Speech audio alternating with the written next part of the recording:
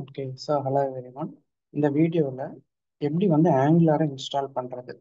So first நீங்கள் angular install பண்ணணும்னா அதோட ப்ரீ ரெக்வஸ்ட் வந்து ஃபஸ்ட்டு நோட் சாஃப்ட்வேர் இன்ஸ்டால் பண்ணணும்.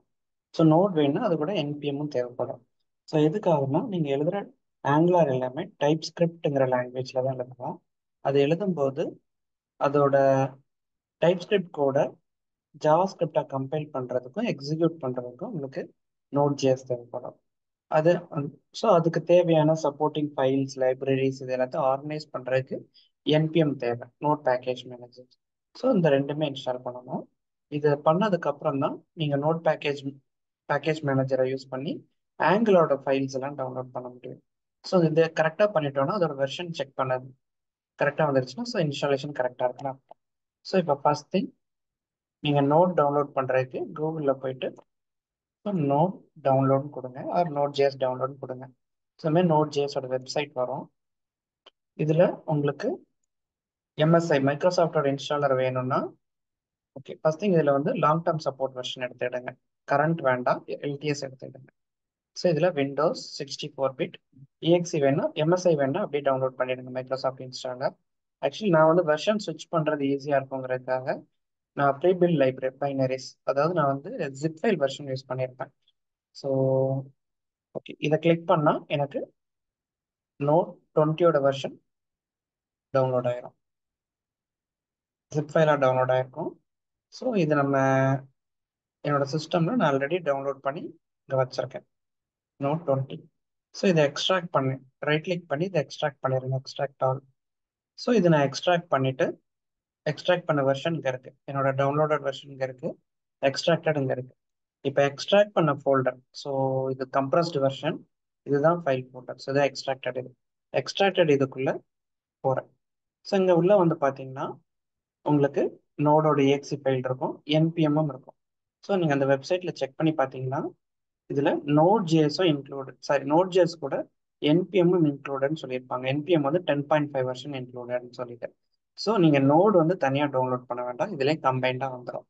ஸோ நீங்கள் என்ன பண்ணுங்கன்னா அந்த நோட் அண்ட் என்பிஎம் இருக்கிற இந்த டைரக்டரி லொக்கேஷனை காப்பி பண்ணி உங்களோட சிஸ்டமோட என்வாரன்மெண்ட் வேரியபிள் நீங்கள் ஸ்டார்ட் பட்டனில் இஎன்வின்னு சொல்லி டைப் பண்ணி சர்ச் பண்ணுங்க, edit the system and environment வேரியபிள்னு சொல்லிட்டு வரும். ஸோ இந்த என்வாரன்மெண்ட் வேரியபிளில் போயிட்டு அட்வான்ஸுங்கிற டேப்ல என்வாரன்மெண்ட் வேரியபிள் இந்த ஆப்ஷனில் இங்கே பாத்துன்னு ஒரு வேரியபிள் இருக்கும், இதில் தான் ஆட் பண்ணணும் உங்களோட வேரியபிள். ஸோ உங்களுக்கு இது இல்லைன்னா நியூ கொடுத்து பாத் கிரியேட் பண்ணிடுங்க. பாத்துங்கிறது வேரியபிள் நேம், வேல்யூவில் இதை கொடுக்கணும்.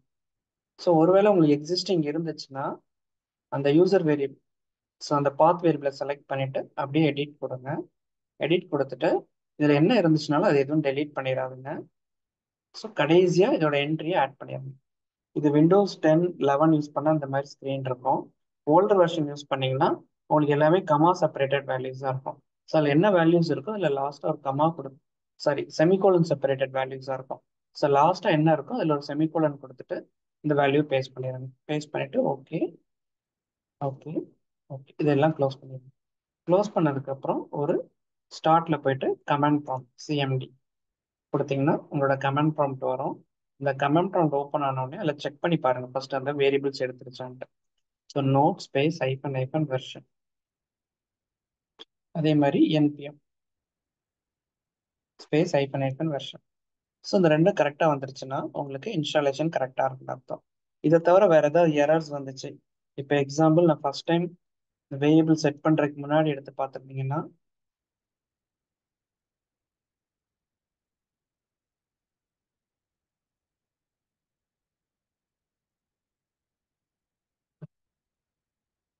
ஸோ அதுக்கு முன்னாடி செக் பண்ணியிருந்தீங்கன்னா நோட் ஹைப்பன் ஹைப்பன் வெர்ஷன் கொடுத்துருந்தா ஸோ இந்த மாதிரி எரர் வந்திருக்கும், நோட் இஸ் நாட் ரெகக்னைஸ்ட்னு சொல்லிட்டு. ஸோ நீங்கள் வேரியபிள் செட் பண்ணிவிட்டு செக் பண்ணும்போது தான் வெர்ஷன்ஸ் எல்லாமே லிங்க் ஆகும்.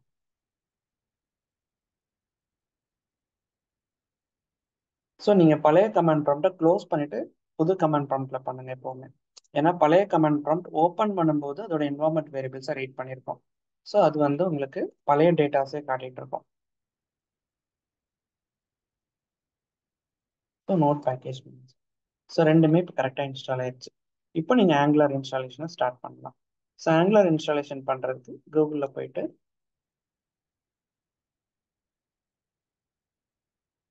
ஆங்குலர் கெட்டிங் ஸ்டார்டட்னு சொல்லி கொடுத்தீங்கன்னா ஆங்குலரோட வெப்சைட்ல இருந்து ஃபர்ஸ்ட் ஸ்டெப் எப்படி இன்ஸ்டால் பண்ணுறதுங்கிறத கொடுத்துருப்பாங்க.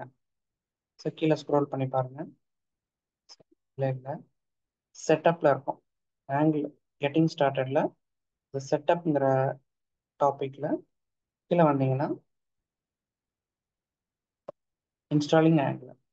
So NPM install -g. So குளோபலாக இன்ஸ்டால் பண்ணுறதுக்காக @angular/cli. ஸோ இந்த கமாண்ட் அப்படியே காப்பி பண்ணிவிட்டு உங்களோட கமாண்ட் ப்ராம்ப்டில் பேஸ்ட் பண்ணிடுங்க, என்டர் பண்ணுங்க. இது ஆல்மோஸ்ட் இன்டர்நெட் கனெக்ஷன்லேருந்து ஒரு 200 to 300 MB டேட்டாஸ் டவுன்லோட் ஆகும். ஸோ உங்களோட எல்லா ஆங்குலர் லைப்ரரிஸையும் ஸோ இந்த என்பிஎம் டூல் வந்து டவுன்லோட் பண்ணிடுவோம் உங்கள் சிஸ்டமில். ஸோ இது உங்களோட இன்டர்நெட் ஸ்பீடை பொறுத்து ஒரு 2 or 3 minutes எடுக்கலாம். ஸோ ஜஸ்ட் வெயிட் பண்ணுங்க. ஓகே, இது இன்ஸ்டால் பண்ணும்போது எதுவும் வார்னிங்ஸ் வந்துச்சுன்னா இக்னோர் பண்ணிடுங்க.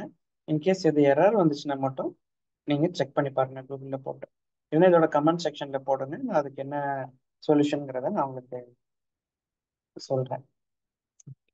ஸோ ஒன்ஸ் இந்த இன்ஸ்டாலேஷன் முடிஞ்சதுக்கப்புறம் ஆங்குலரோட எல்லா கமாண்டும் என்ஜிங்கிறதுல தான் ஸ்டார்ட் ஆகும்.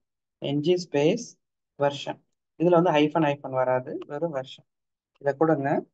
இது வந்து உங்களோட ஆங்குலர் வெர்ஷன் என்ன இன்ஸ்டால் ஆயிருக்குங்கிறத கரெக்டாக காட்டும்.